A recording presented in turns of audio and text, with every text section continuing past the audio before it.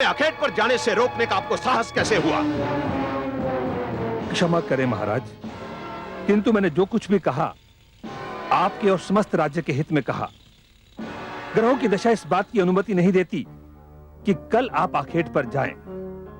ग्रह दशा कहती है कि यदि आप आखेट पर गए तो कुछ भी अशुभ घट सकता है। मैं अच्छी तरह जानता हूं, यह ग्रह दशा, यह भविष्यवाणियां, यह लगन और यह समय का निर्धारण हम जैसे राजाओं पर अंकुश लगाने के बहाने हैं। इस ढंग से आप हमारी स्वतंत्रता को अपने वश में करने की चेष्टा करते हैं। ये सारे आडंबर आप जैसे विद्वान इसलिए रचते हैं कि हम जैसे राजा आपके अधीन रहें। मैं आखेट पर जाऊंगा और मेरे इस निर्णय को कोई नहीं बदल सकता।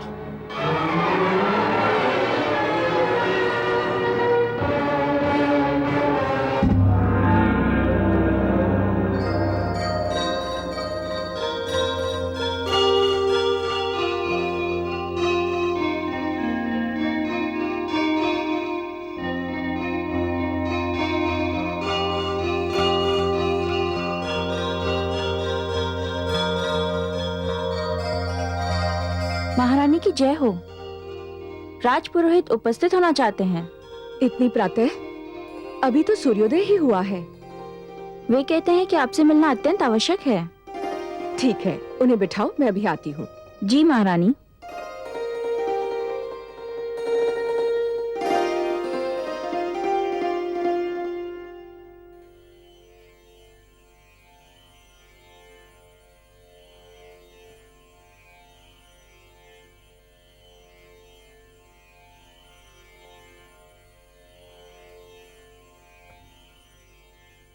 आप स्थान ग्रहण कीजिए।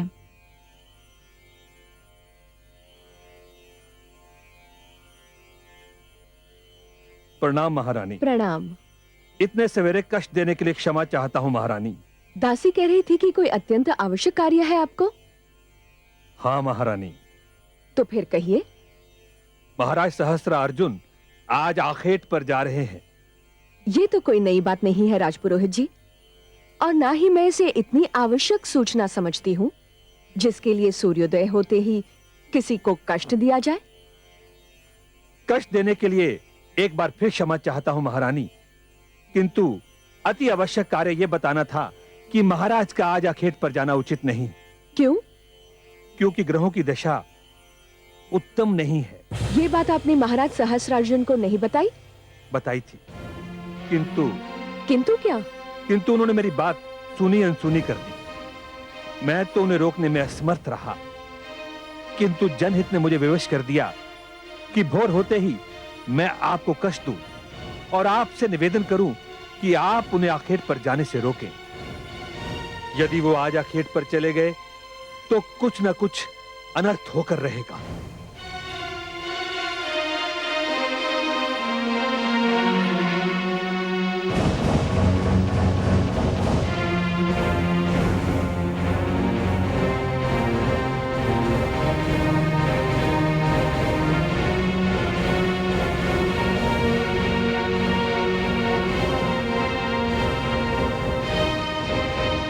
महारानी पधार रही है।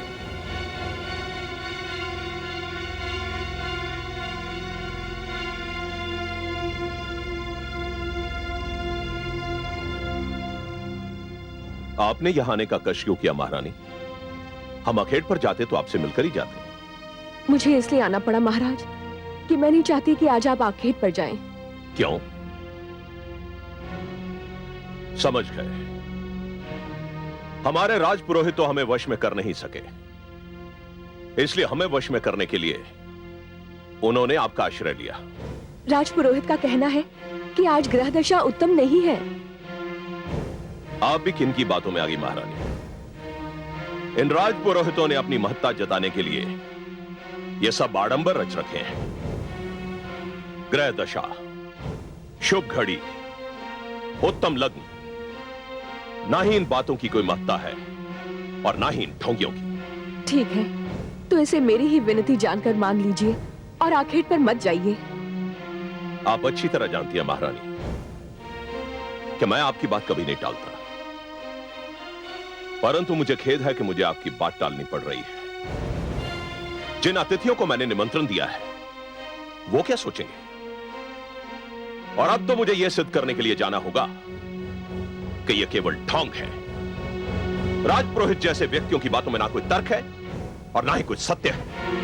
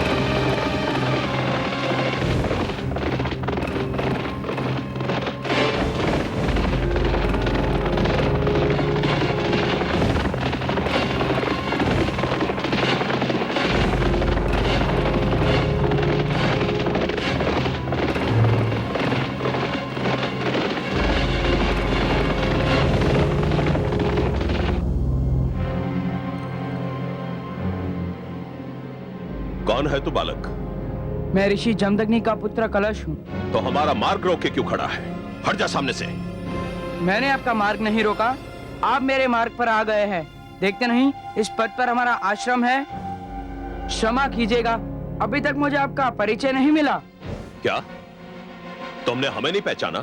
पहचान लिया होता तो आपको परिचय देने का कष्ट क्यों देता? ऋषि पुत्र हो ना, इसीलिए अपनी सीमाओं का उल्लंघन करते तुम्हें भय नहीं लगता। मैं तुम्हें छोटा बालक समझकर क्षमा करता हूं। हम महेशमती नरेश महाराज सहस्त्रार्जुन हैं। प्रणाम महाराज, बड़ी प्रसन्नता हुई आपके दर्शन करके और आपका नाम जानकर। सुना है तुम्हारे पिता के आश्रम में बड़े सुंदर मृग समूह हैं। आपने ठीक सुना है महाराज। हम उनके आखेट के लिए यहाँ आए हैं। आप यहीं ठहरिए, मैं पिताश्री से पूछ कर आता हूँ क्या आप अंदर आ सकते हैं या नहीं। रुक जाओ पुत्र। इससे पहले कि तुम्हारे मुख से महाराज सहस्त्रार्जुन के लिए कोई शाप या अपशब्द निकले, मैं इनसे कुछ पूछना चाहता हूं। महाराज, आपने मेरे पुत्र पर प्रहार क्यों किया? उसे यह जताने के लिए कि राजा से प्रश्न नहीं किया जाता, राजा का मार्ग नहीं रोका जाता। इसका यह साहस कि हमसे कहे कि हम आश्रम में तभी जा सकते हैं जब आप इसकी अनुमति दें। क्या शिष्टाचार यह नहीं कहता महाराज कि किसी के घर में प्रवेश करने से पहले उसकी अनुमति ली जाए? घर? जिस धरती पर यह घर बना है वो धरती हमारी है। यह पूरी धरती हमारी है, इसलिए इस धरती पर जो भी वस्तु बनी है वो हमारी है। मानव तो धरती का क्षणिक स्वामी होता है महाराज, क्षणिक स्वामी। धरती का प्रथम और अंतिम स्वामी ईश्वरी है। आपसे पहले भी इस धरती के स्वामी कई आए और आकर चले गए, और आपके उपरांत भी कई आकर चले जाएंगे।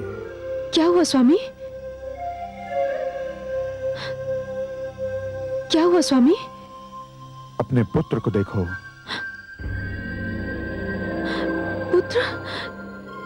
पुत्र, तुम्हें घायल किसने किया? महाराज सहस्त्रार्जुन, मेरी प्रार्थना है कि आप यहां से लौट जाएं। और यदि मैं आपकी विनती अस्वीकार कर दूं तो फिर जो कुछ भी होगा उसका उत्तरदायित्व मुझ पर नहीं होगा। देखिए ऋषिवर, मैं यहां आखेट करने आया हूं और आखेट करके ही जाऊंगा। आप में इतना साहस, इतना बल नहीं कि आप मेरा मार्ग रोक सके। अन्याय को रोकने के लिए शारीरिक बल और शक्ति की आवश्यकता नहीं होती महाराज, उसे नैतिक शक्ति से भी रोका जा सकता है, और मैं इसी साधन से आपका मार्ग भी रोक लूंगा। शिष्यों, धरती पर लेट जाओ।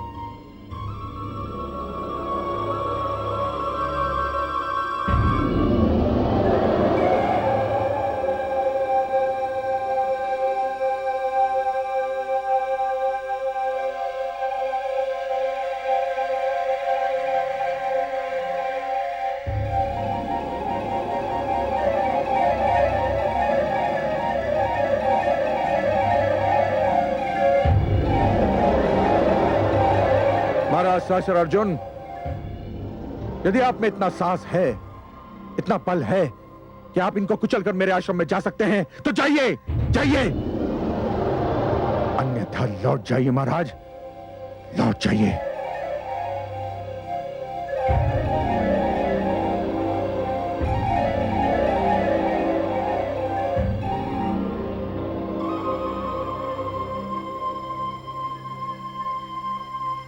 चलो।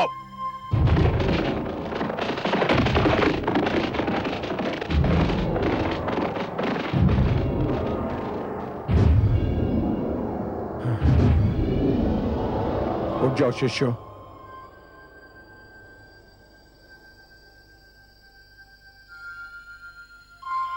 आओ पुत्र।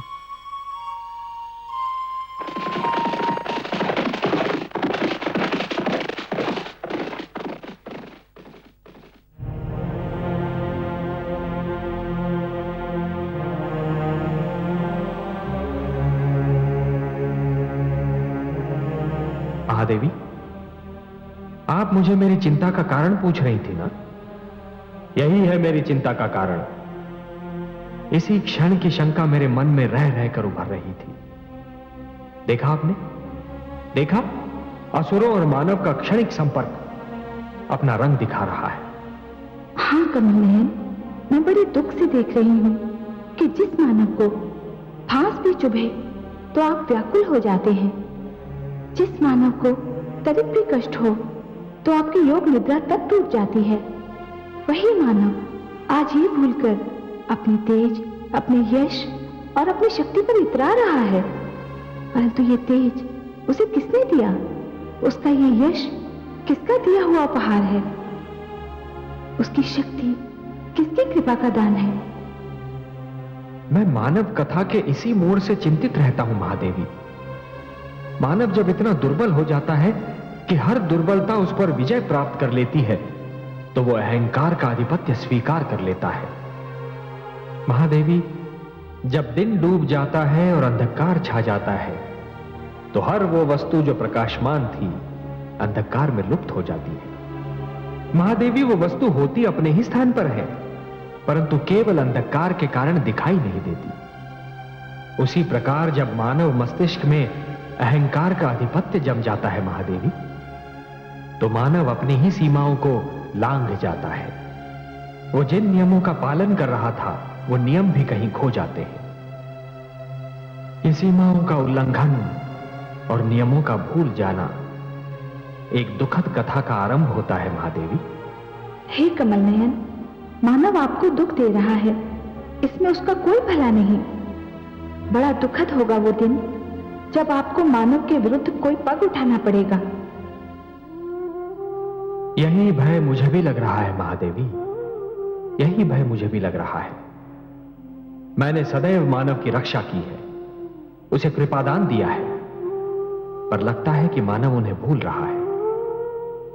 महादेवी, आप जानती हैं कि मानव के दुख की गाथा कहां आरंभ होती है?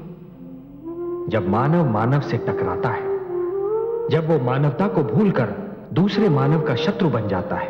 हे प्रभु, इसमें आपकी क्या भूमिका होगी? महादेवी, आप सदैव मुझे दोषी के विरुद्ध और निर्दोष के साथ ही पाएंगी, अत्याचारी से दूर और दुर्बलों के साथ ही पाएंगी। यही होता रहा है और यही होता भी रहेगा।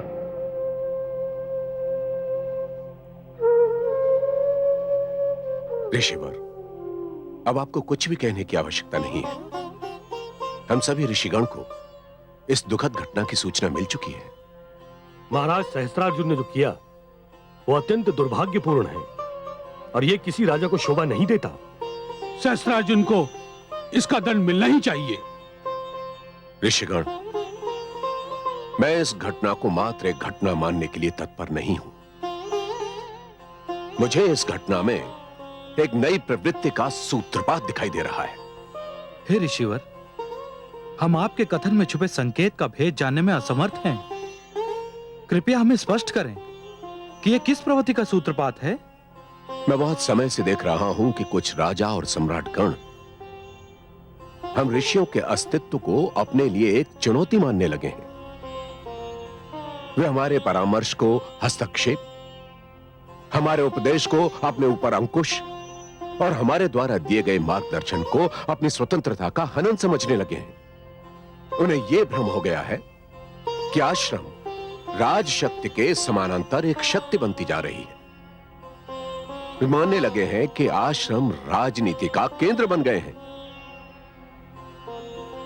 महाराज सहस्रार्जुन द्वारा ऋषि जमदग्नि के पुत्र कलश पर यह निर्मम प्रहार इस बात का संकेत है कि राजागण आश्रम संस्था पर प्रहार करने के लिए उतावले हो रहे हैं।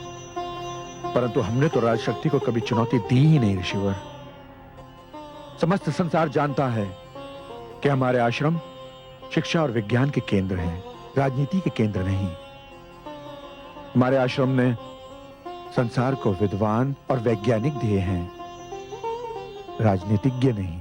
ऐसा संसार जानता है, ऐसा हम समझते हैं, किंतु राजाओं को यही भ्रम है कि हम उन्हें ललकार रहे हैं। तो क्या इसका अर्थ यह हुआ ऋषिवर कि हम महाराज सहस्त्रार्जुन के अत्याचार को यूं ही चुपचाप सहन कर लें, पी लें? कदापि नहीं। आपके पुत्र पर प्रहार समस्त धर्म संसद के आदर और सम्मान पर प्रहार के समान है। आपका कथन उचित है।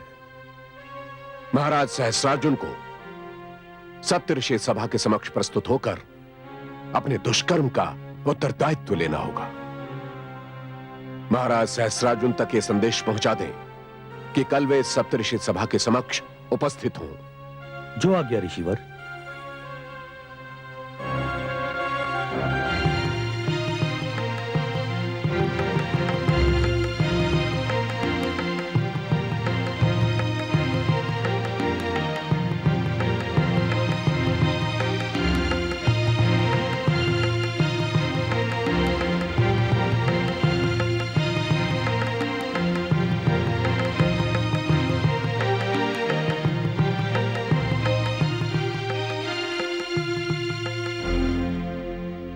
आप तो अकारणी भयभीत हो रहे थे राजपुरोहित जी। ग्रह दशा का अनुमान लगाने में अवश्य कोई त्रुटि रह गई होगी। नहीं महाराज, मेरे अनुमान में कोई त्रुटि संभव नहीं है। हमें तो कुछ भी नहीं हुआ राजपुरोहित जी। जिस प्रकार सुकुशल हम अखेट पर गए थे, उसी प्रकार सुकुशल हम अखेट से लौट भी आए हैं। क्षमा करें महाराज, किंतु दुर्घटनाएं अपने आने की सूचना नहीं देती। जब वो अचानक सामने आ जाती हैं, तभी उनके अस्तित्व का ज्ञान होता है। यह जानना बहुत कठिन है महाराज कि विदा होने वाले पल के स्थान पर जो नया पल आएगा, वो जीवन में क्या संदेश लेकर आएगा। मैंने जो कुछ भी कहा था, उसका स्रोत एक विज्ञान है, इसलिए उसका परिहास करना उचित नहीं है महाराज।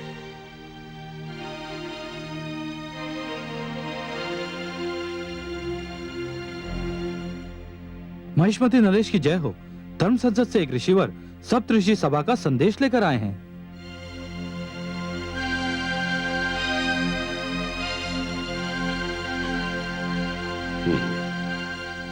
संदेशवाहक को आदर सहित उपस्थित किया जाए। जो आज्ञा महाराज।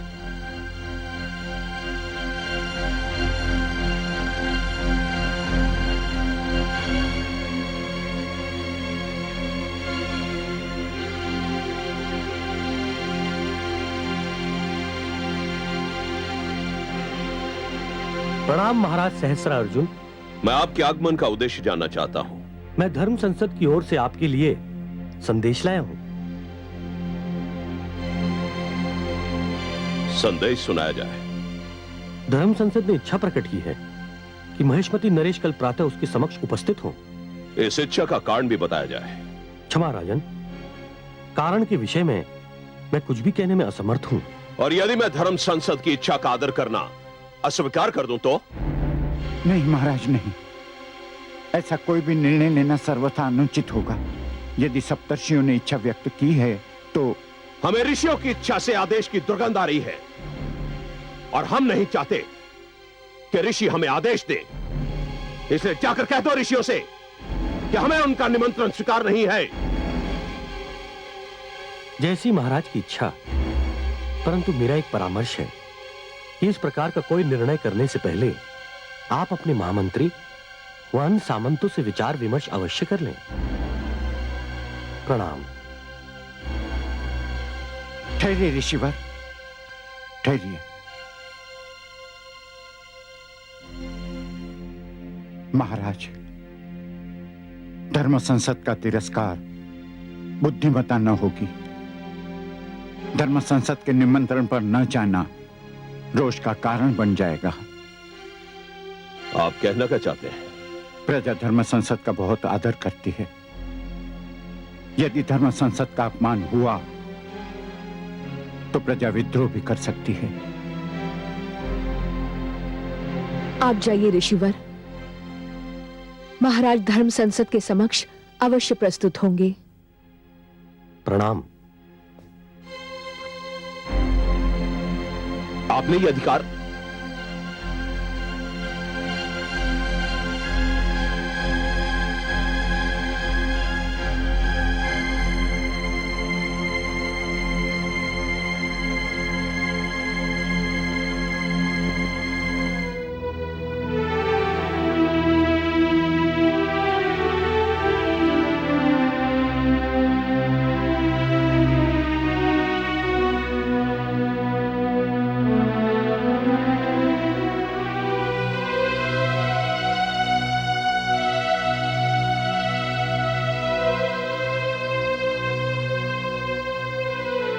आपके नेत्रों के संकेत ने हमारे होंठ सी दिए थे महारानी, इसलिए हम कुछ कह नहीं सके। परंतु हमारी ओर से धर्म संसद का निमंत्रण स्वीकार करना हमें अच्छा नहीं लगा। क्षमा करें स्वामी, परंतु उस समय आप आवेश में थे और आवेश में लिए जाने वाले निर्णय बहुधा हानिकारक सिद्ध होते हैं। हम राजा हैं महारानी, और इस धरती के बहुत बड़े क्षेत्र के स्वामी हैं। इस क्षेत्र पर हमारा आधिपत्य है, हमारा राज्य है। इस क्षेत्र में रहने वाले समस्त प्राणी हमारे आदेश का पालन करते हैं। ऋषि भी इसी क्षेत्र के वासी हैं, उन्हें भी हमारे आदेश का पालन करना चाहिए। हम उनके आदेश का पालन क्यों करें?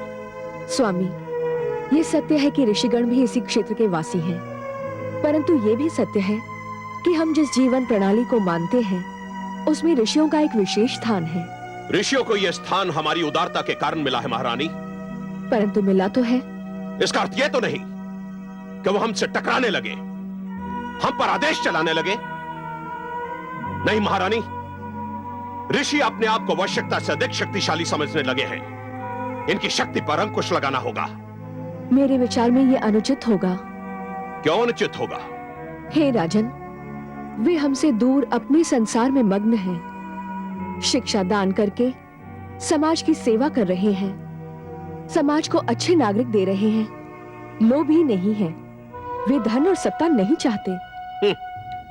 सत्ता नहीं चाहते, परंतु सत्ताधारियों को नीचा अवश्य दिखाना चाहते हैं। बार बार इस बात को जताना चाहते हैं कि राजा के पास शारीरिक बल है, इसलिए उसका मान कम है। ऋषियों के पास बुद्धि बल है, इसलिए उनकी श्रेणी ऊंची है। और धन, महारानी आप जानती हैं आश्रमों में कितना धन है? उनके पास राजकोष से अधिक धन है महारानी। ये धन तो उनको धनाढ़ शिष्यों ने दिया है। वे तो शिक्षा के लिए शुल्क भी नहीं लेते। आप कुछ भी कहें महारानी, मेरा वहां जाने को मन नहीं करता। परंतु बुद्धिमता की यही मांग है। यदि आप समझते हैं कि ऋषिगण राजशक्ति को ललकार रहे हैं, तो भी आपका उनके पास जाना और हर बात को तर्क की तुला में तोलना आवश्यक है। मैंने बस यही सोचकर आपकी ओर से उनका निमंत्रण स्वीकार कर लिया था और मेरी विनती है, मुझे विश्वास है कि आप मेरी लाज रखेंगे।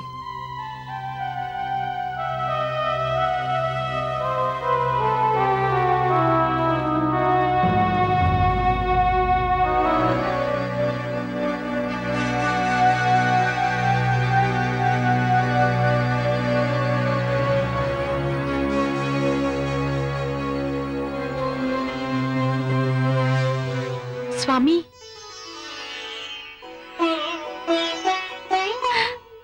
सत्य कहते हैं स्वामी, जहां इच्छा होती है वहां मार्ग भी मिल जाता है, जहां विश्वास होता है वहां प्रकाश मिल ही जाता है, और जहां प्रण होता है वहां सफलता भी मिल ही जाती है स्वामी। सत्य तो यह भी है देवी कि इतनी निराशापूर्ण स्थितियों में केवल एक नारी ही मुस्कुरा सकती है। स्वामी, हमारे शिष्यों ने निराशा के अंधकार में आशा के दीप जला दिए हैं। आप बाहर चलकर तो देखिए। बाहर? बाहर क्या है? स्वामी, बाहर जो है उस पर केवल सुनकर ही नहीं, देखकर ही विश्वास किया जा सकता है। आप आइए ना, आइए स्वामी, आइए, आइए स्वामी।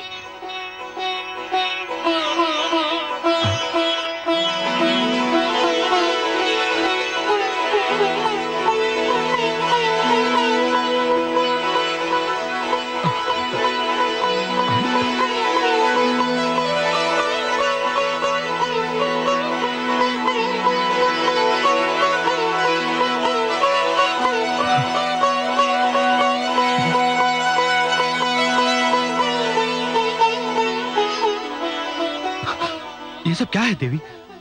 ये सब क्या है? ये तो आप इनसे पूछिए स्वामी।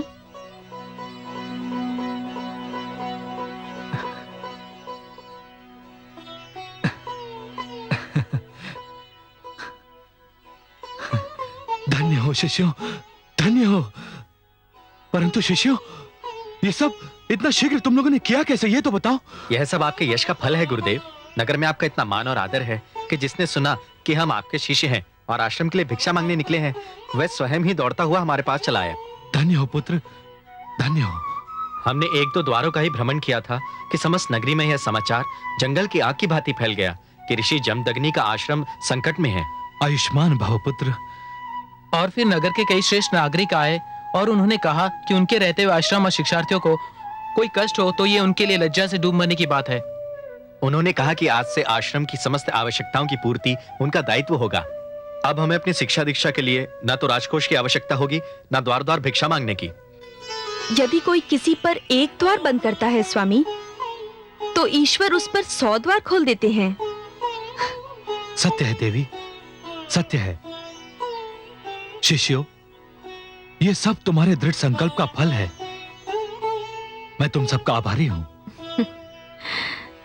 स्वामी, आभारी तो आपको महाराज सहस्त्र अर्जुन का होना चाहिए। यदि वे धनराशि बंद करने की घोषणा ना करते, तो शिष्यों में कर्तव्य भावना ना जागती। उनका दंड हमारे लिए आशीर्वाद बन गया है। क्या आप अपना आभार प्रकट करने महाराज के पास नहीं जाएंगे? यदि आप व्यंग कर रही हैं देवी, तो भी सत्य कह रही हैं।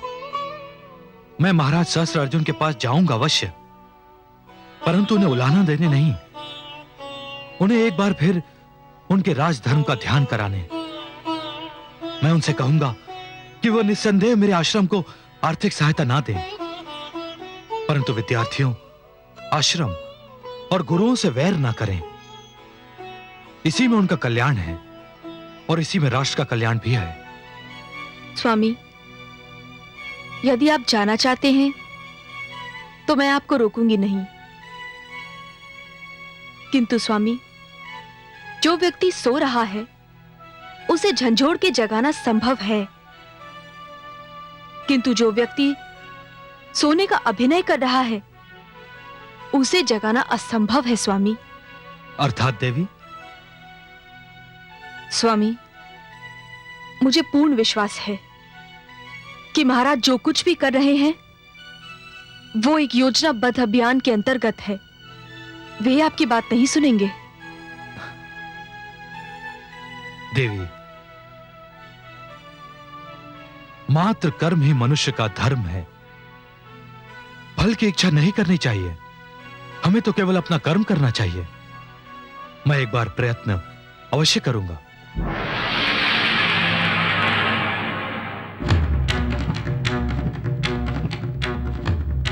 महेश्वती नरेश की जय हो। महाराज ऋषि जमदग्नि पधारे हैं और आपसे मिलने की अनुमति चाहते हैं। महाराज, ऋषि जमदग्नि वो यहाँ क्यों आए हैं? क्या गवों की चोरी की सूचना देने? मैं जानता हूं क्यों आए हैं ऋषि जमदग्नि यहां। ये यहां स्थगित आर्थिक सहायता पुनरारंभ कराने आए हैं। अनुदान मांगने के अतिरिक्त कार्य ही क्या है इन ऋषियों का? परंतु सभागार के शिष्टाचार और सिद्धांतों के अनुसार हमें उन्हें बुलाना तो पड़ेगा ही। अच्छा है, उन्हें बुलाना ही चाहिए। मुझे जो कुछ भी कहना है उनके सम्मुख ही कह दूंगा। ऋषिवर को मान सहित बुलाया जाए।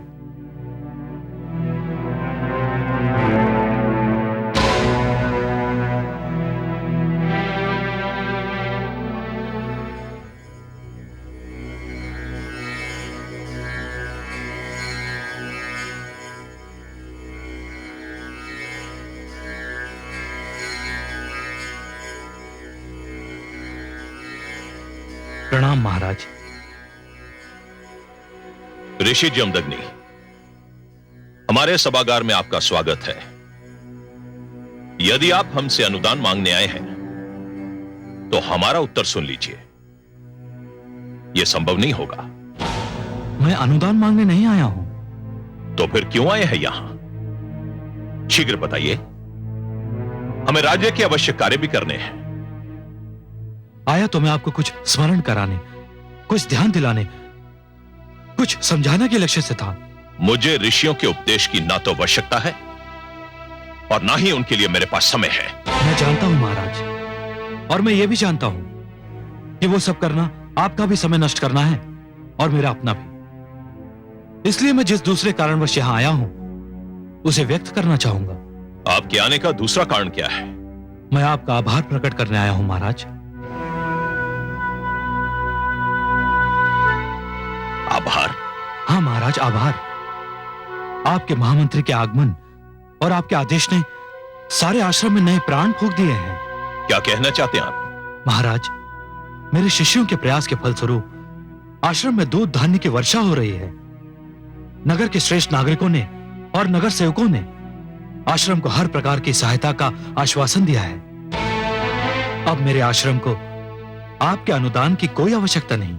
आप मेरा अपमान करने आए हैं यहां ऋषि जमदग्नि? अपमान? आपके राज्य में आभार को अपमान कहते हैं महाराज। अपनी सीमा में रहो ऋषि जमदग्नि। मैं अपनी सीमा को अच्छी तरह से जानता हूं, परंतु आप अपनी मर्यादा को भूल चुके हैं महाराज, और अपने धर्म को भी। अब भी कुछ नहीं गया है। आप पलट सकते हैं, विनाश के पथ पर अपने बढ़ते हुए पग रोक सकते हैं। तुम मुझे उपदेश देने वाले होते कौन हो? यह उपदेश नहीं है महाराज, मेरा परामर्श है। और यह परामर्श देना मेरा गुरु धर्म है, ऋषि धर्म है, ब्राह्मण धर्म है। तुम मेरी सहनशीलता की परीक्षा ले रहे हो ऋषि जमदग्नि। इससे पहले कि सभागार में कोई अनहोनी हो जाए, चुपचाप यहां से चले जाओ। अनहोनी तो आप कर चुके हैं राजन। भला गौओं की चोरी से बढ़कर अनहोनी क्या हो सकती है? आज तक ऐसा घृणित अपराध किसी ने नहीं किया। परंतु वत्स, गौओं की चोरी से यहां होने वाली बातों का क्या संबंध है? बहुत गहरा संबंध है ऋषिवर। आज जो बातें हो रही हैं उसकी जड़ें चोरी की इसी घटना में हैं। मैं कुछ समझा नहीं वत्स। आपकी गौएं नर्मदा के तट पर शिवालय के पास एक बाड़े में हैं। आप उन्हें वहां जाकर ले सकते हैं। तो मैं कैसे ज्ञात हुआ? आपने तो इस सत्य को छिपाने का बहुत प्रयत्न किया था, किंतु सत्य बहुत देर तक छिपा नहीं रहता राजन। मैं कुछ समझा नहीं वत्स। आपकी गौओं की चोरी महाराज सहस्त्रार्जुन ने करवाई थी। गुरु वशिष्ठ का आदेश है कि आप सर्वप्रथम अपनी गौओं को अधिकार में ले लें।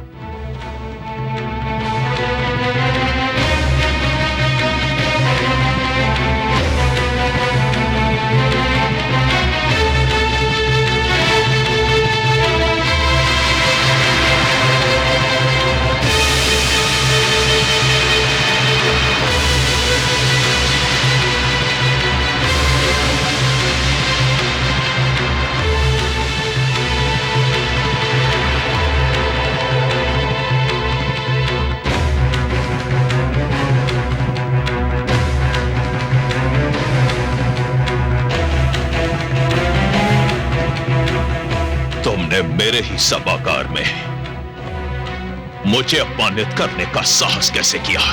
मैंने तुम्हारे सभागार में केवल सत्य बोलने का साहस किया। यदि इस सत्य में तुम्हारा अपमान निहित था तो मेरा क्या दोष है? तुम्हें इसका दंड मिलेगा। सत्य बोलने वाले दंड से भयभीत नहीं होते राजन।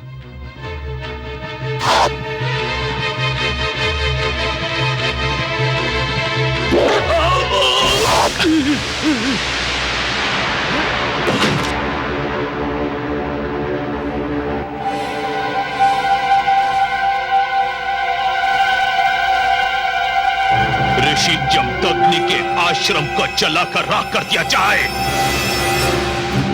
इस धरती पर उसके आश्रम का चिन्ह विशेष न रहे। वहां की हर वस्तु को आग लगा दी जाए।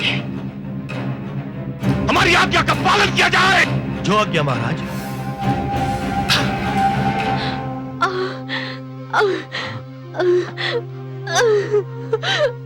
देवी बहुत पीड़ा हो रही है। हाँ स्वामी, पीड़ा बढ़ती चली जा रही है।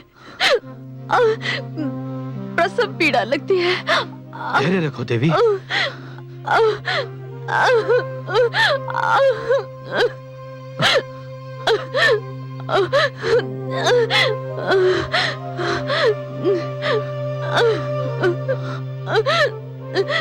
स्वामी, भृगुवंश की बेल में एक और कली फूटने वाली है। स्वामी, धैर्य रखो देवी, धैर्य रखो, बस धाय आती होगी।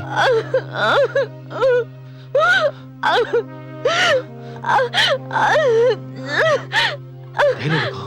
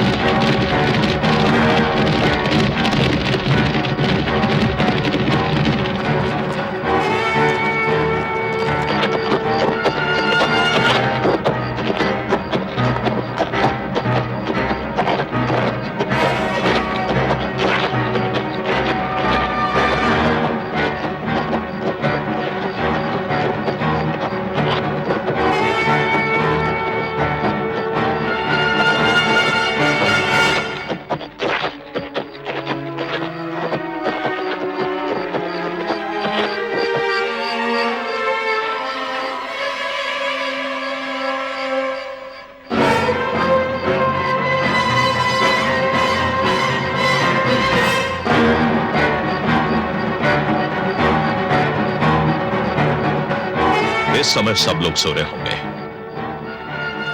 एक एक करके जाओ। एक बात ध्यान में रहे, कोई भी प्राणी जीवित नहीं बचना चाहिए। जिस अपराध का कोई प्रमाण नहीं होता, संसार उसे दुर्घटना समझकर भुला देता है। जाओ। जो आज्ञा।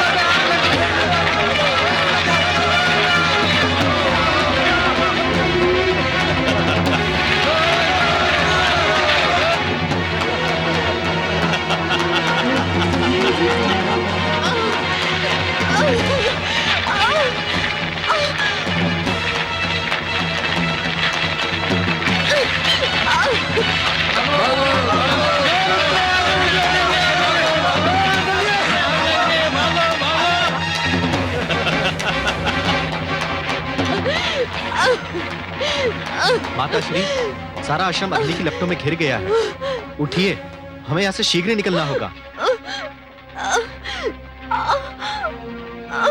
माता स्वयं अपने बल पर नहीं चल सकती, इन्हें उठाकर ले जाना पड़ेगा। देवी, उठिए देवी, सारा आश्रम अग्नि की लपटों में घिर गया है। हमें यहाँ से शीघ्र निकलना पड़ेगा। स्वामी, स्वामी अब मेरी चिंता छोड़िए, आप विद्यार्थियों के प्राण बचाइए स्वामी।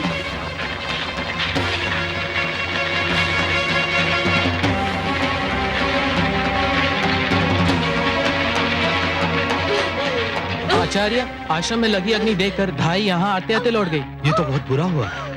जाओ शिष्य, तुम उन्हें यहाँ पुनः लाने का प्रयत्न करो, तब तक मैं यहाँ से दूर ले जाने की चेष्टा करता हूँ। जाओ, उठिए देवी, उठिए। स्वामी, स्वामी मेरी बात मानिए, इन विद्यार्थियों के प्राण बहुत मूल्यवान हैं। हट मत करो देवी, हट मत करो। स्वामी, स्वामी इन्हें आने वाले कल का भार उठाना है स्वामी, आप जाइए, आप जाइए स्वामी। कैसे जाऊँ देवी, कैसे जाऊँ? मैं तुम्हें इस स्थिति में छोड़कर कैसे जाऊं? यदि मरना ही है तो एक साथ मरेंगे। उठिए देवी, उठिए।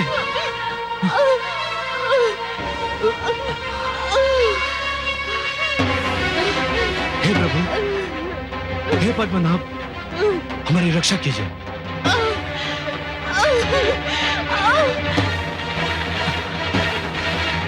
शीघ्र चलो शिष्यों, शीघ्र चलो।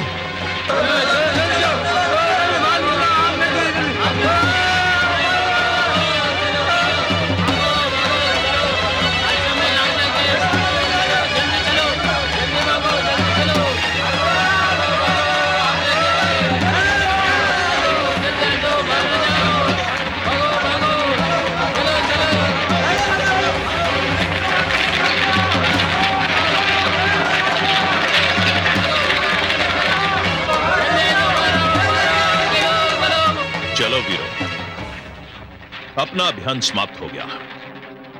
मैंने अपने राज्य में ऋषि कुल और आश्रम शक्ति को जलाकर भस्म कर दिया। चलो।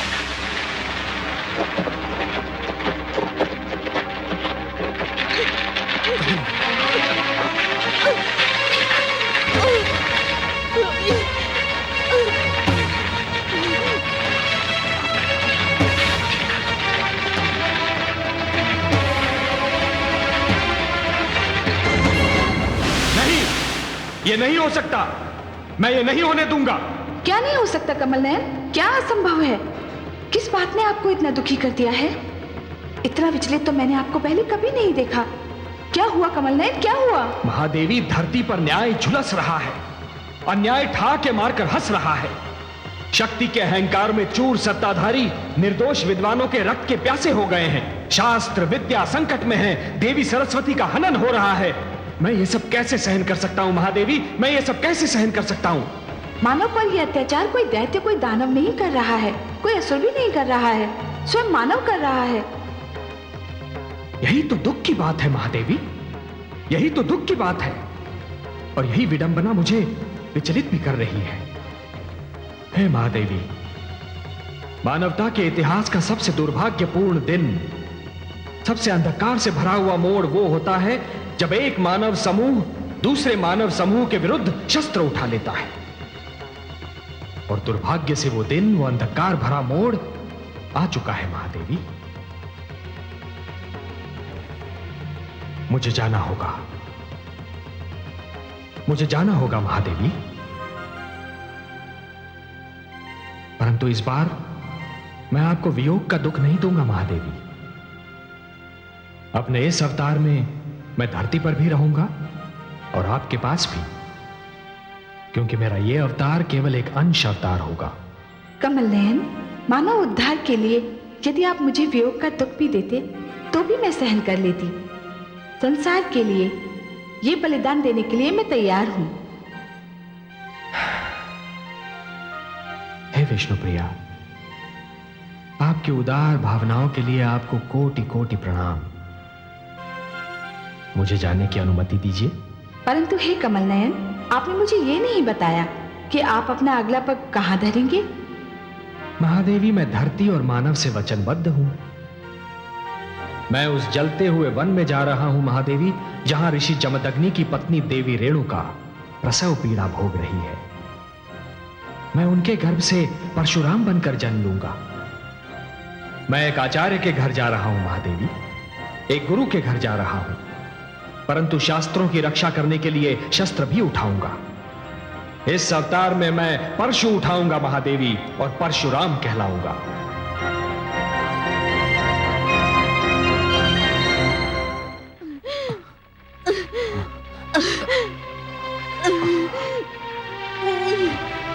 बैठिए देवी।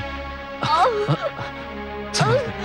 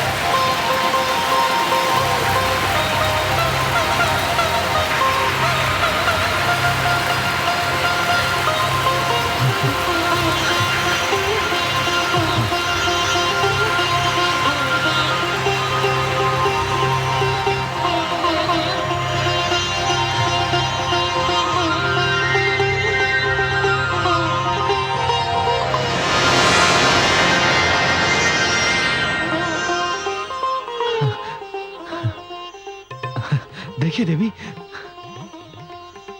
हाँ,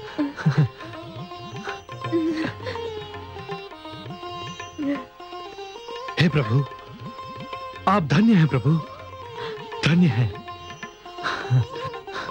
चलो देवी, अपनी कुटिया में चलते हैं। आइए, संभल कर।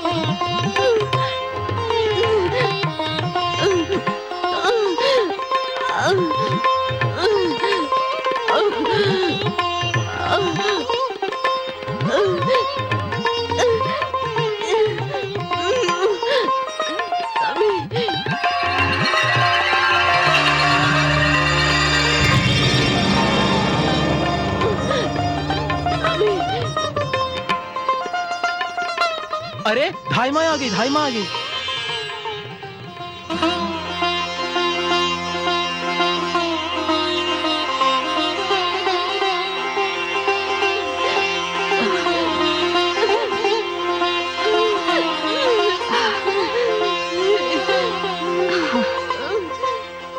देवी, आप तो वो धाई नहीं है जो आने वाली थी।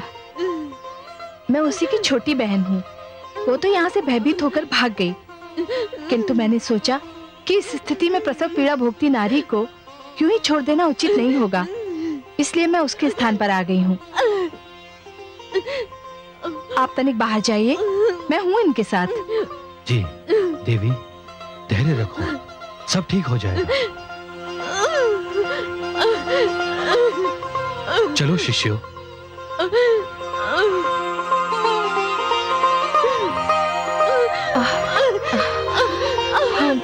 हाँ हाँ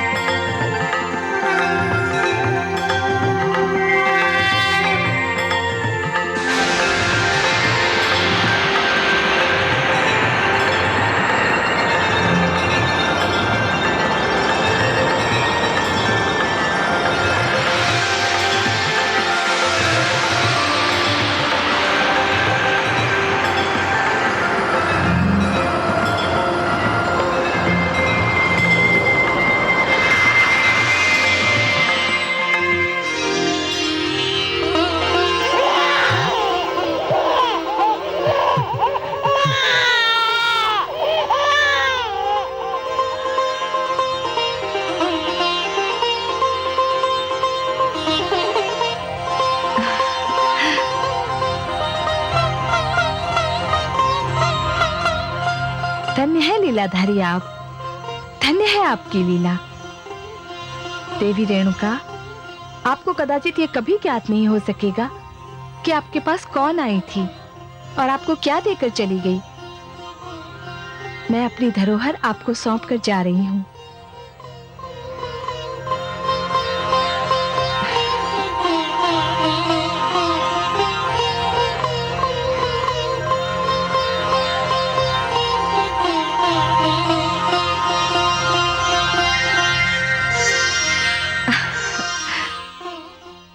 बधाई हो ऋषि जमदग्नि, आप और देवी रेणुका अत्यंत भाग्यशाली हैं। आपके वंश में स्वयं नारायण ने जन्म लिया है। धन्यवाद देवी।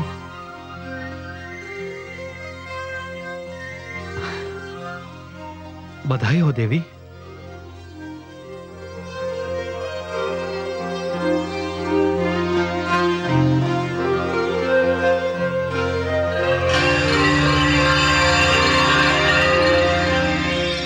आपने हमारे वंश को एक अनमोल रत्न दिया है।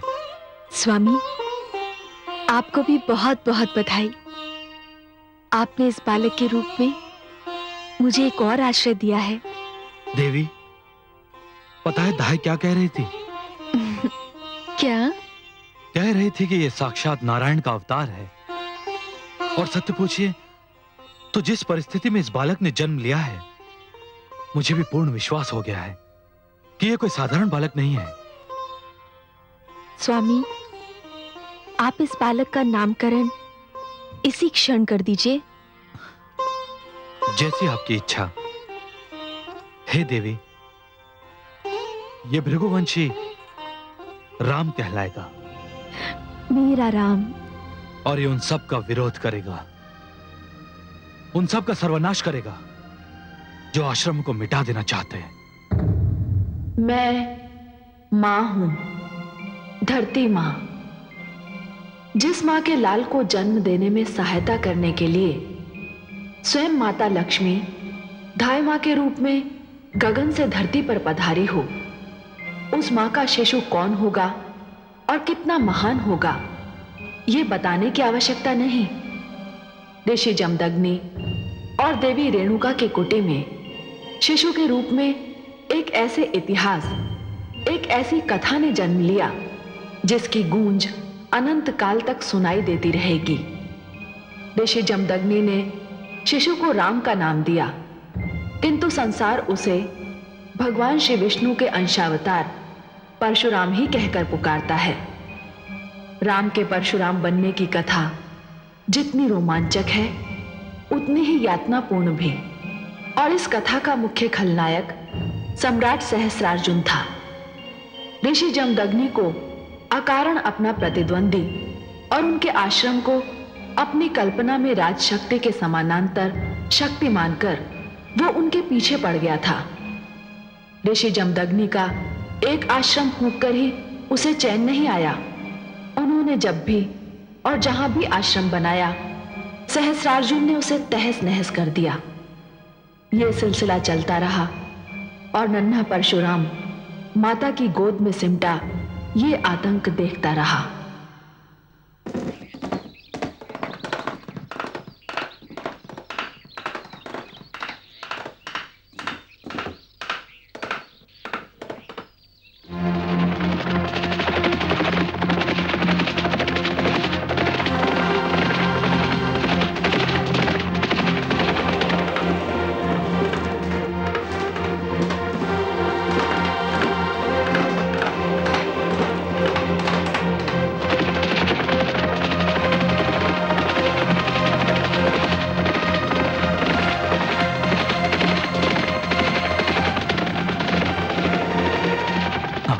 थोड़ा ऊपर और ऊपर शिष्य। हाँ गुरुदेव, सहस्रार्जुन फिर अपनी सेना लेकर आ रहा है।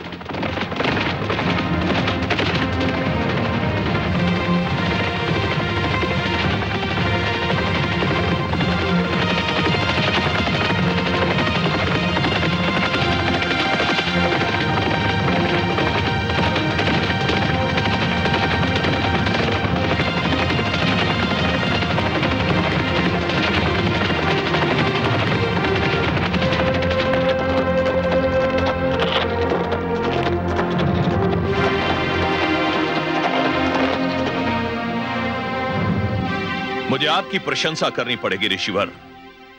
मैं आश्रम जलाते जलाते थक गया हूं। आप आश्रम बनाते बनाते नहीं थके। उसका कारण है राजन। क्या कारण है? आप जिन्हें आश्रम समझते हैं वास्तव में वो आश्रम नहीं है, विद्या और ज्ञान के प्रतीक हैं।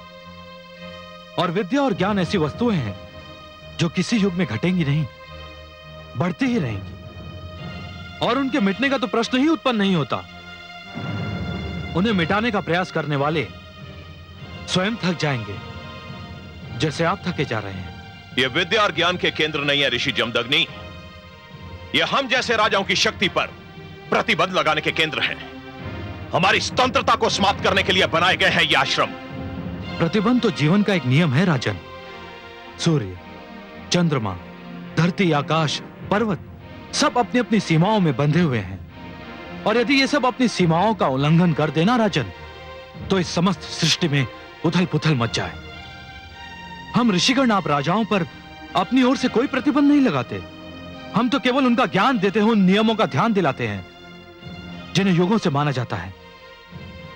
वे नियम जो ईश्वर ने बनाए हैं और जिन्हें मानव ने स्वेच्छा से स्वीकार किया है। यह आश्रम भी उन्हीं नियमों का प्रचार करते हैं राजन। मुझे अपनी वाणी से मंत्र मुक्त मत कीजिएगा ऋषि जमदग्नि। हम राजा बड़े सोच विचार के बाद इस निष्कर्ष पर पहुंचे हैं कि जो भी हमारी शक्ति को ललकारेगा, जो भी हमारी स्वतंत्रता को आघात पहुंचाएगा, हम उसका विध्वंस कर देंगे। इन आश्रमों का विध्वंस करने के लिए हमने सौगंध खाई है। और हमने भी यह सौगंध उठाई है राजन कि हम अपने अंतिम सांस तक ज्ञान का उजाला फैलाने का प्रयास करेंगे, क्योंकि यही हमारा धर्म है और यही हमारा कर्म है। मैं चाहता तो आपका वध कर सकता था ऋषि जमदग्नि, परंतु मैं आपको नहीं, आपकी शक्ति को समाप्त करना चाहता। यह मत भूलो राजन, यह शस्त्र विद्या भी हम ही ने आप लोगों को सिखाई है। जो सिखा सकता है वो उसका प्रयोग भी कर सकता है, परंतु हम ऐसा करेंगे नहीं, क्योंकि हमारा लक्ष्य मारना नहीं है राजन, ज्ञान देना है। अब आप जा सकते हैं। चल अब।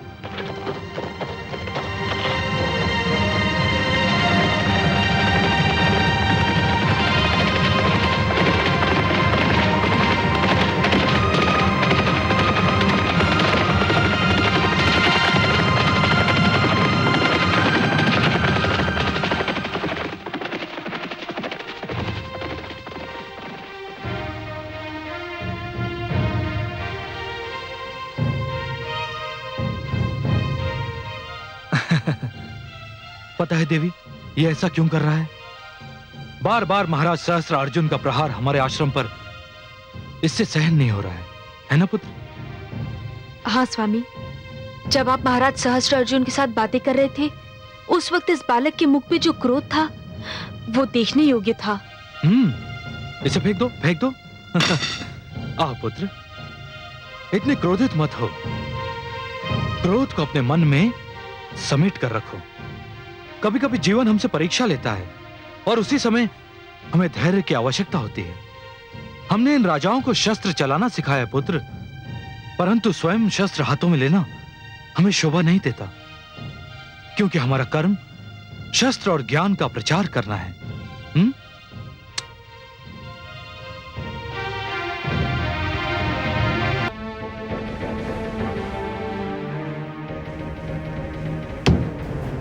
क्या करूं?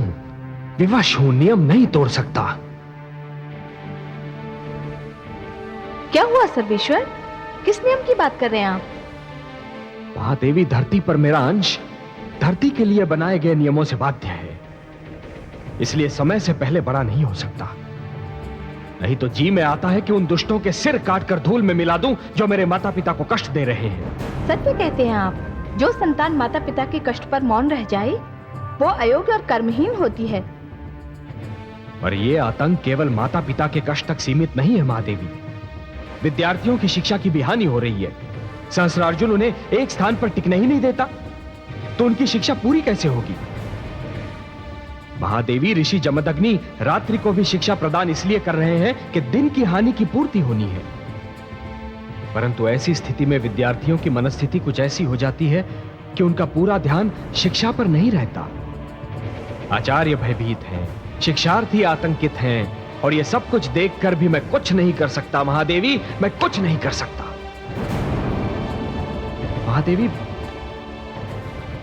महादेवी, मेरी स्थिति उस ज्वालामुखी जैसी है जिसका लावा भीतर ही भीतर उबल रहा है, परंतु पर्वत का मुख बंद होने के कारण वो फटकर बाहर नहीं आ सकता। धैर्य रखिए कमल नयन, हम सभी ब्रह्मा के बनाए नियमों से बाध्य हैं। बाध्य हैं, बाध्य हैं। आप वही कह रही हैं जो पिताश्री जमदग्नि ने कहा था। मेरे समक्ष और उपाय ही क्या है महादेवी?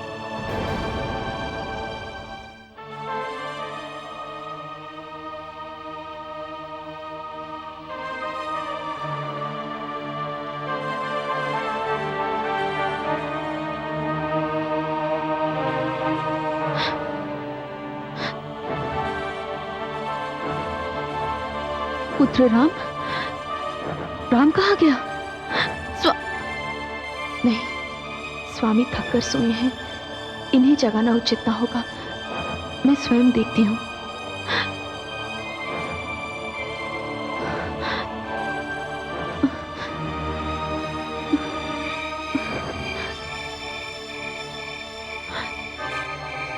राम कहाँ गया होगा?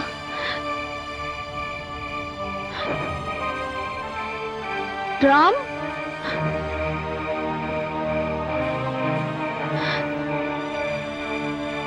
राम,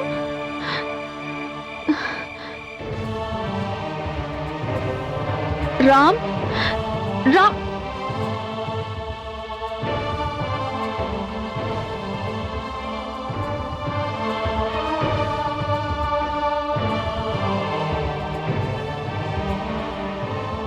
राम,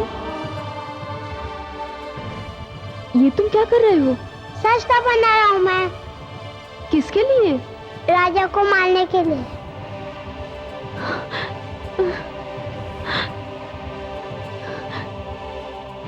ये दुष्ट शस्त्र अर्जुन, देख तेरे कारण ये क्या हो रहा है। जो बालक मुख से शस्त्र शब्द का उच्चारण नहीं कर पाता था, आज वो शस्त्र बना रहा है। तूने एक बालक से उसका बालपन छीना है। संसार तुझे इस पाप के लिए कभी क्षमा नहीं करेगा।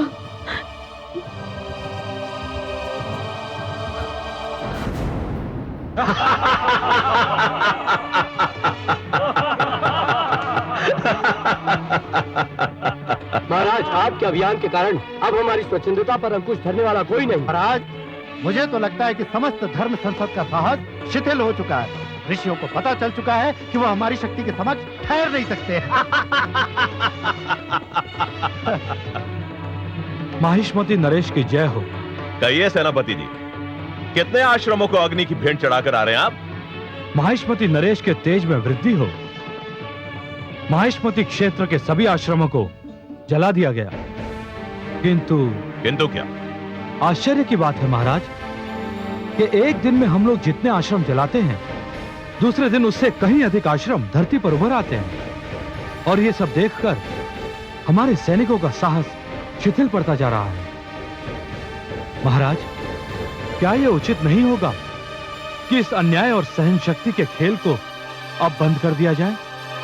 सेनापति, यदि तुम हमारे पिताश्री के समय से हमारे सेवक न रहे होते, तो हम तुम्हारे इस दुस्साहस का उत्तर अपनी खड़क से देते।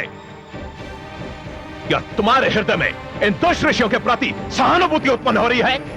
मुझ में इतना साहस नहीं है महाराज। तो फिर तुमने ऐसी बात क्यों की? इसका एक और कारण है महाराज। क्या कारण है? इसका कारण यह है महाराज कि मैं कुछ समय से देख रहा हूं कि ऋषि अपना आश्रम केवल इसलिए इतना शीघ्र बना लेते हैं क्योंकि प्रजा उनका साथ दे रही है। प्रजा में से कुछ श्रेष्ठ नागरिक आश्रमों को अपना संरक्षण दे रहे हैं। सत्य तो यह है महाराज कि वो उन्हें प्रोत्साहन दे रहे हैं। तो उन्हें भी दंड दिया जाएगा। यह तो और भी अनुचित होगा महाराज। इससे तो प्रजा का यह रोष विद्रोह का रूप ले सकता है। यह सोचना तुम्हारा काम नहीं। हम प्रजा और उसके विद्रोह से निपटना भली भांति जानते हैं सेनापति। तुम अपना कार्य करते रहो। हमारे क्षेत्र में एक भी आश्रम नहीं पनपना चाहिए। जाओ। जो आज्ञा महाराज।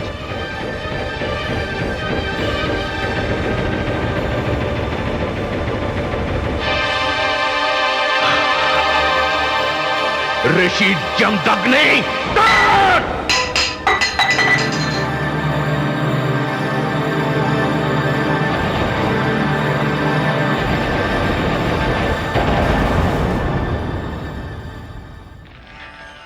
ओम भूर्भुवः स्वः तत्सवितुर्वरेण्यं भर्गो देवस्य धीमहि धियो यो न प्रचोदयात्।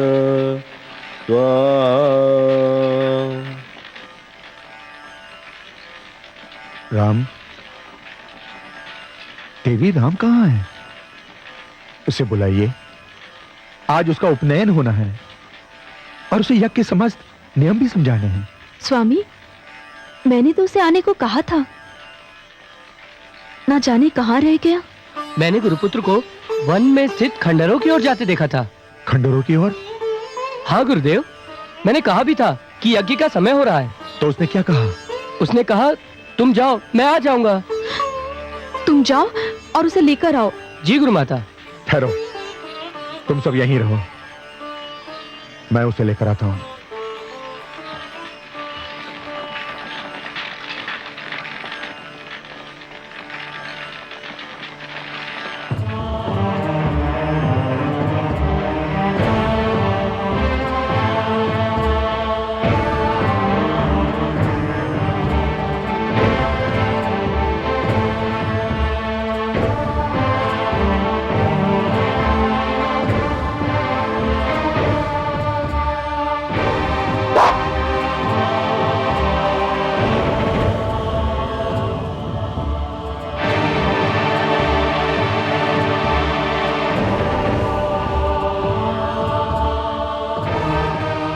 तुम्हारा लक्ष्य बदल गया है पुत्र?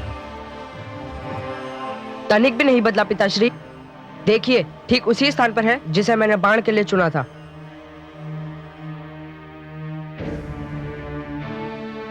मैं इस लक्ष्य की बात नहीं कर रहा हूं पुत्र, मैं इस लक्ष्य की बात नहीं कर रहा हूं। जो तुम कर रहे हो ना पुत्र, वो हमारे जीवन का लक्ष्य नहीं है। क्यों पिताश्री? इसलिए कि हमारे जीवन का लक्ष्य कुछ और है पुत्र। हम ब्राह्मण हैं, हमारा कर्म ज्ञान देना है, शास्त्रों का प्रचार करना है, अधिक से अधिक शिक्षा ग्रहण करना है और समाज को अधिक से अधिक शिक्षित करना है। क्या हमारा लक्ष्य चुपचाप अत्याचार सहते रहना है? क्या हमारा लक्ष्य ये भी है कि नित दिन हमारे घर और आश्रम फूके जाते रहे और हम पशुओं की भांति एक स्थान से दूसरे स्थान पर हाके जाते रहे? ये हमारी नियति है पुत्र, हमारा भाग्य है। क्षमा करें पिताश्री, कभी कभी हम सब नियति और भाग्य जैसे शब्दों का प्रयोग वहां भी कर बैठते हैं जहां कायरता का शब्द अधिक शोभा देता है। नहीं पुत्र, सहनशीलता कायरता नहीं होती पुत्र। हम जिसे सहनशीलता कह रहे हैं, समय और इतिहास उसे पलायनवाद का नाम देगा, सत्य से भागने की चेष्टा कहकर पुकारेगा। हाँ पिताश्री, यदि अत्याचार का हाथ ना रोका गया, दमन की कलाई ना मरोड़ी गई, तो एक एक करके हमारे सारे आचार्य भी अपने अपने आश्रमों की भांति अग्नि की भेंट चढ़ जाएंगे। जब ज्ञान के भंडारी लूट जाएंगे, उसके भंडारी ही समाप्त हो जाएंगे, तो कहाँ करेंगे हम ज्ञानदान, कहाँ करेंगे शास्त्रों का प्रचार? कौन बचेगा ये सब विचार करने के लिए भी? उस समय पिताश्री, किसी को हमारी सहनशीलता का ध्यान नहीं आएगा। इतिहास हम पर कायरता और दुर्बलता के आरोप लगाएगा। क्षमा करें पिताश्री, अभी मुझे शस्त्र सीखने दीजिए। शास्त्र पढ़ने के लिए और बहुत समय शेष है।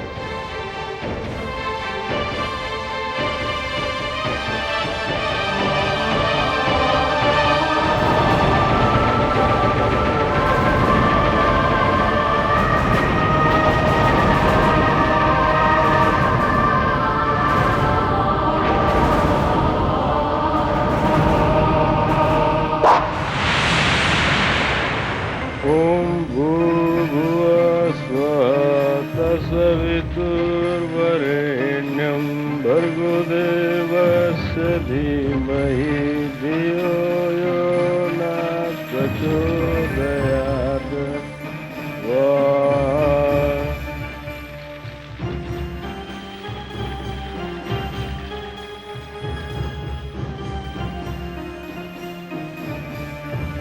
राम, ये फल फूल, ये रक्षाबंधन, ये सब लेकर मेरे पास क्यों आए? मुझे आपको अपना गुरु बनाना है पिताश्री। गुरु? मैं तो तुम्हारा जन्म से गुरु हूं पुत्र। आज तक तुम्हें जो शिक्षा मिली है वो किससे मिली है पुत्र? निसंदेह आपसे मिली है पिताश्री, परंतु वो तो शास्त्र विद्या सिखाई थी आपने। अब तक आप शास्त्रीय नियमों की शिक्षा देते रहे हैं। मैं समझा नहीं, तुम और क्या चाहते हो पुत्र? मैं आपसे शस्त्र विद्या सीखना चाहता हूँ पुत्र। मैं पहले भी तुमसे कह चुका हूं कि मैं तुम्हें शस्त्र विद्या नहीं सिखा सकता। क्या मैं पूछ सकता हूँ कि जब आप समस्त राजाओं और राजपुत्रों को शस्त्र विद्या सिखा सकते हैं, तो अपने ही पुत्र को क्यों नहीं सिखा सकते? राजपुत्र क्षत्रिय होते हैं पुत्र। शस्त्र विद्या की संपूर्ण जानकारी क्षत्रिय धर्म का अंश है, बल्कि स्वयं क्षत्रिय धर्म है। तुम ब्राह्मण हो पुत्र, तुम्हारा कर्म क्षेत्र शास्त्र विद्या है। कर्म क्षेत्र परिवर्तित भी तो हो सकते ना पिताश्री? नहीं, एक ब्राह्मण का कर्म क्षेत्र कभी नहीं बदल सकता पुत्र। क्षमा करें पिताश्री, यदि ऋषि विश्वामित्र क्षत्रिय होकर ब्राह्मण धर्म का पालन कर सकते हैं, आचार्य बन सकते हैं, तो मैं ब्राह्मण होकर क्षत्रिय धर्म क्यों नहीं स्वीकार कर सकता? मैं दूसरों के कर्म का उत्तरदायी नहीं हूं पुत्र, परंतु जहां तक मेरा प्रश्न है, मैं एक भ्रष्ट परंपरा आरंभ करने का अपराध नहीं कर सकता। मैं एक शिक्षक हूं पुत्र, और मैं चाहता हूं कि तुम भी शिक्षक बनो, शिक्षा का प्रचार करो। अपना निर्णय बदल दो पुत्र। मैं निर्णय नहीं बदल सकता पिताश्री, गुरु अवश्य बदल सकता हूँ। क्या? यदि आप गुरु बनना स्वीकार नहीं करेंगे, तो भी मेरा उत्साह कम नहीं होगा। मैं अपने लिए गुरु खोज कर रहूंगा, और वह गुरु मुझे जब और जहां मिलेगा, मैं उसका शिष्य बनना स्वीकार कर लूंगा। क्षमा करें पिताश्री।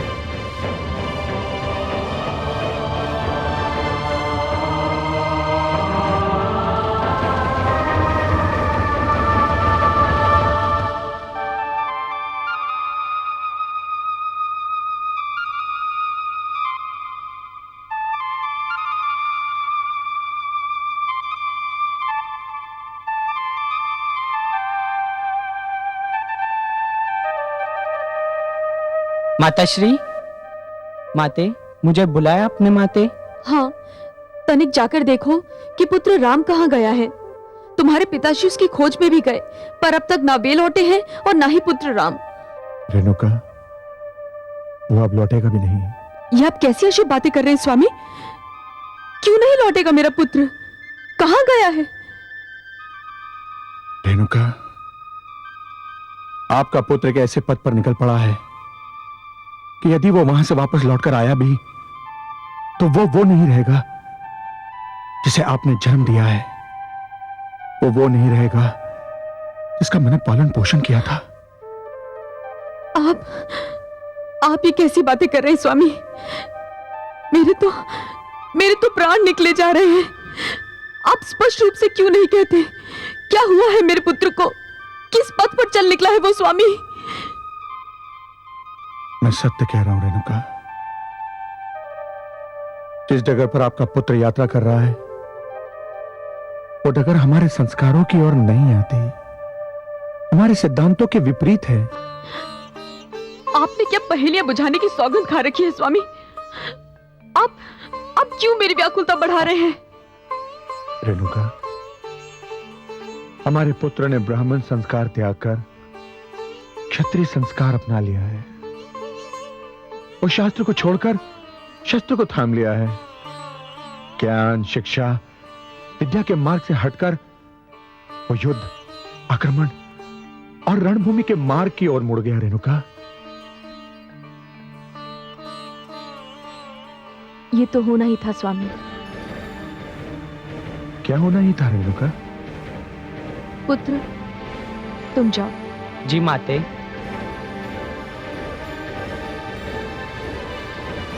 मैं तो जानती थी स्वामी कि ऐसा होने वाला है, और संभवतः ऐसा ही होगा।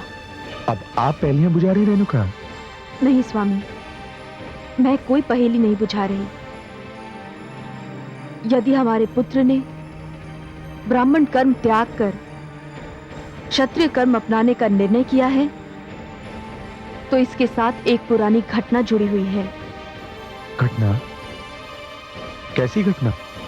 आप तो जानते हैं स्वामी, मेरी भांति मेरी माताश्री भी किसी ब्राह्मण की पत्नी नहीं थी, एक क्षत्रिय की पत्नी थी, और उनके कोई पुत्र नहीं था।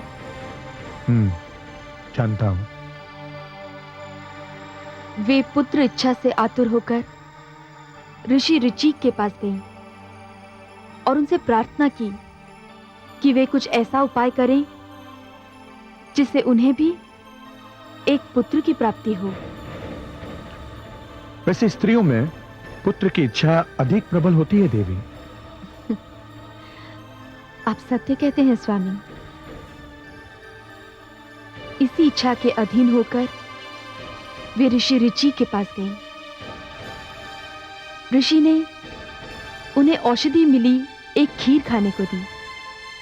माताश्री ने मेरे लिए भी खीर मांगी, तो ऋषिवर ने प्रसाद के रूप में मेरे लिए भी खीर प्रदान की और कहा कि इसके प्रयोग से उन्हें एक वीर क्षत्रिय पुत्र की प्राप्ति होगी और मुझे एक विद्वान ब्राह्मण पुत्र की।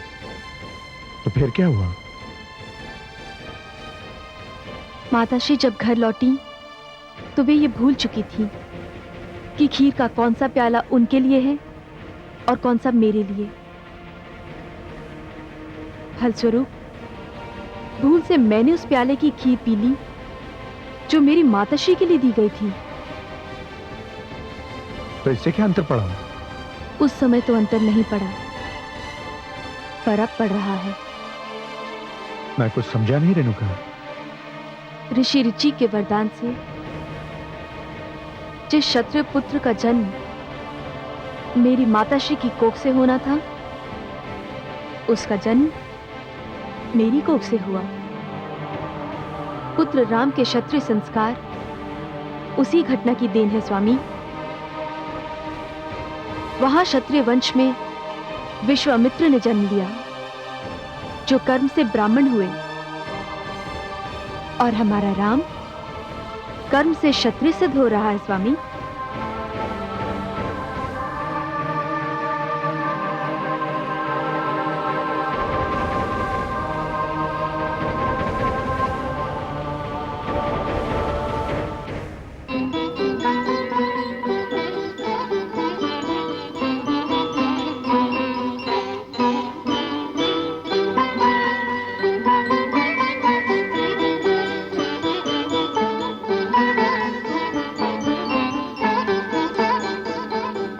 माहिष्मती नरेश की जय हो। प्रणाम महारानी। सेवक आपके आदेशानुसार अपना अभियान संपन्न करके सफल लौट आया है। सेनापति कितने राज्यों को हमारे अधीन बनाकर लौटे हो? महाराज, आपको यह जानकर प्रसन्नता होगी कि आसपास के 25 क्षेत्र जो कल तक अपने आप को स्वाधीन समझते थे, आज माहिष्मती की अधीनता को अपना गौरव समझ रहे हैं। कुछ अपनी इच्छा अनुसार और कुछ महाराज की बढ़ती हुई शक्ति के भय से। प्रसन्नता तो हुई है सेनापति, परंतु यह प्रसन्नता अभी अधूरी है। हमारे राज्य के चारों ओर 50 क्षेत्र हैं।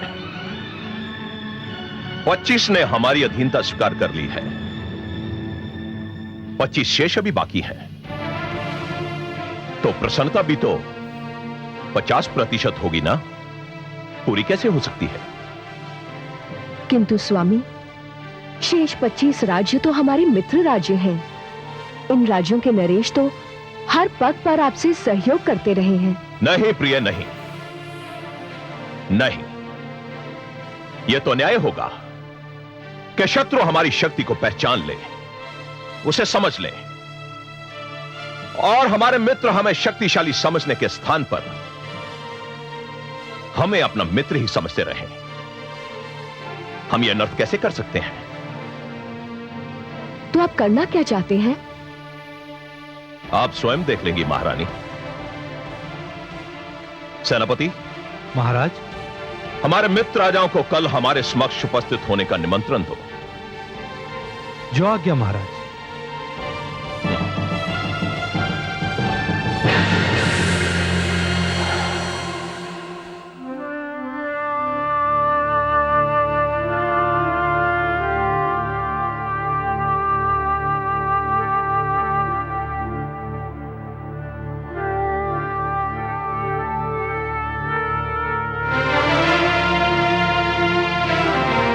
कमल नयन, हे पद्मनाभ, वो मुख जिसका ध्यान आते ही मन में आस का उजाला फैल जाता है, जिसका नाम लेते ही नेत्रों में आशा दीप जगमगा उठते हैं, उसी मुख पे आज चिंता की छाया देखकर मैं अत्यंत चिंतित हो रही हूँ। किस चिंता ने आपको घेर रखा है? चिंता तो नहीं महादेवी, परंतु हाँ, एक विडंबना ने मेरे विचार को घेर लिया है। तनिक मैं भी तो सुनो, वो कौन सी विडंबना है? महादेवी, मैं मानव जीवन की उस विडंबना के विषय में विचार कर रहा था कि मानव कभी कभी बनना कुछ चाहता है और परिस्थितियां उसे कुछ और ही बना देती हैं। क्या आपका संकेत रेणुका पुत्र राम की ओर है? हाँ महादेवी, देखिए ना, मेरे इस अंश ने प्रथम बार पूर्ण मानव के रूप में जन्म लिया, और वो भी एक विद्वान, एक गुरु, एक आचार्य के घर में, एक सुशील नारी की गोद में जन्म लिया। उसके रूप में मानव समाज को एक विद्वान, एक गुरु और एक आचार्य भी मिल सकता था, परंतु परिस्थितियां उसे योद्धा बनने पर विवश कर रही हैं महादेवी। उसके हाथ से पुस्तक छीनकर उसमें शस्त्र थमा रही हैं। जो दोनों हाथों से ज्ञान लुटा सकता था महादेवी, उसके दोनों हाथों में धनुष और बाण पकड़ा दिए परिस्थितियों ने। हाँ कमल नयन, जो शांति का संदेश दे सकता था वो युद्ध का उपदेश दे रहा है।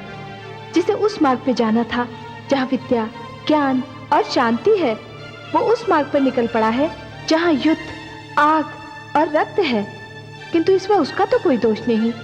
कमल नयन, आपने सर्वथा उचित शब्द का प्रयोग किया है। परिस्थितियों ने उसे विवश किया है। वो इस मार्ग पर अपनी इच्छा से नहीं आया, उसे इस मार्ग पर ढकेल दिया गया है, और इसका कारण है सहस्त्रार्जुन। क्यों कर रहा है वो ये दुष्कर्म? महादेवी, मानव का जीवन शांत और सुखी बनाने के लिए ईश्वर ने उसके मार्ग में सहस्रों दीप जलाए हैं।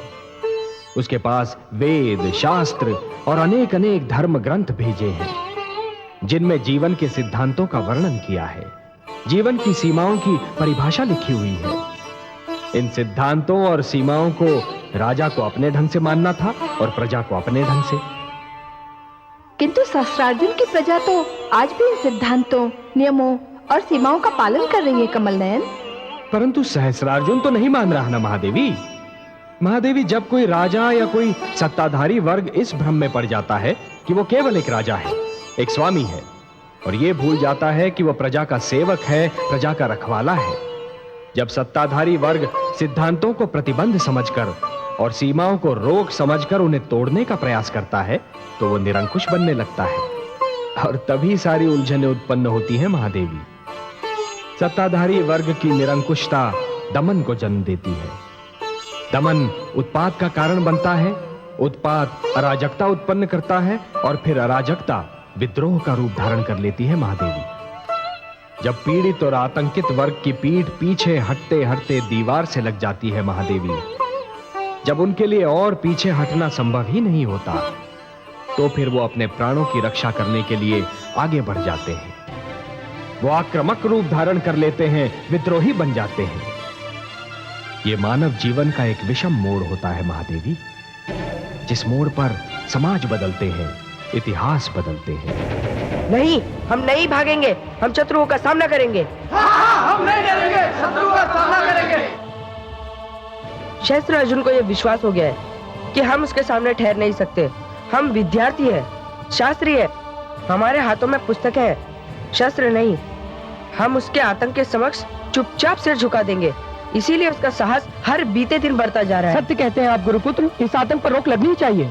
और उसका एक ही ढंग है, सहस्त्रार्जुन को यह बता दिया जाए कि हमारे मन से उसके आतंक का भय निकल चुका है। हमने उसके सामने ठहरने का साहस जुटा लिया है। यदि हम पर आक्रमण होगा तो हम अपनी रक्षा करेंगे। हमें मरना ही पड़ा तो हम उनको मारकर ही मरेंगे।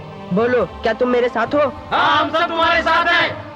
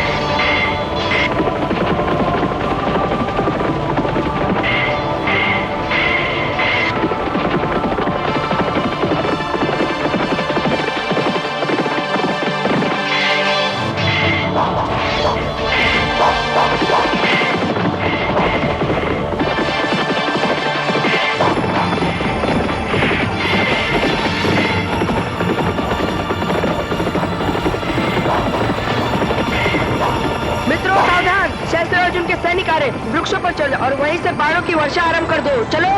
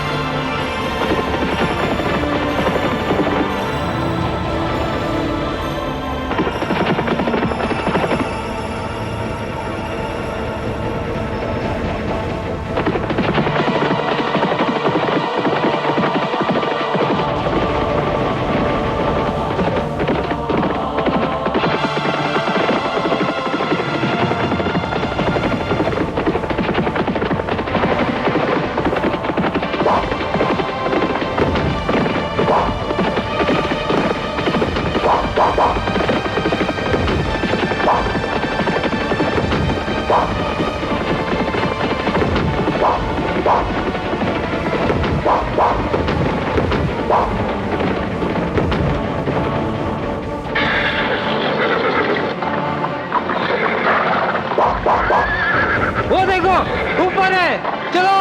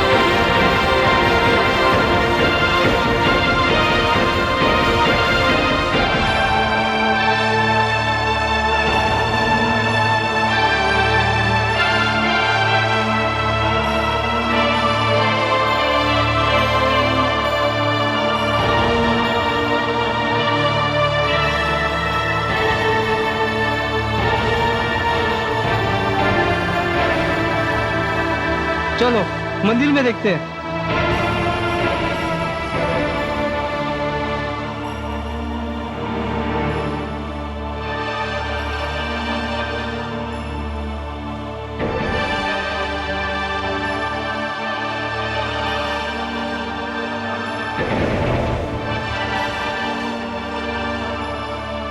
छूट गया।